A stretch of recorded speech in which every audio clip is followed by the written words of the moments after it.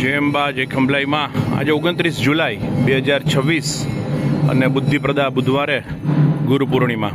બસ જો આરતીનો જે ઘંટારો હોય એ હમણાં જ પૂર્ણ થયો. માંડલમાં સંધ્યા અને આપને એક દ્રશ્ય દેખાડું, પછી એક લાંબો વિડીયો પછી મોકલીશ.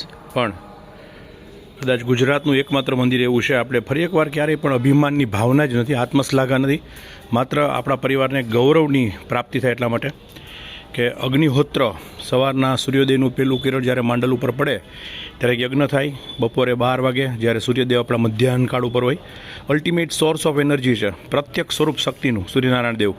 અને ત્રીજું જ્યારે સૂર્યાસ્ત થવાનું હોય છેલ્લું કિરણ, ત્યારે માંડલમાં એક વિધિવત યજ્ઞ થાય, આહુતિ અર્પણ કરવામાં આવે. ભૂદેવ અત્યારે કરી રહ્યા છે, આપણે એમના માટે સ્પેશિયલ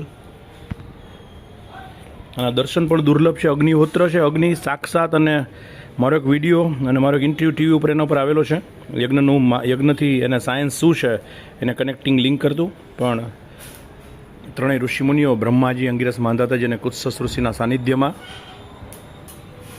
મહાદેવની ઉપસ્થિતિમાં, શ્રી મહાદેવ શંભુ અને એક ખૂબ સરસ યજ્ઞ નારાયણ દેવને આહુતિ અર્પણ કરે.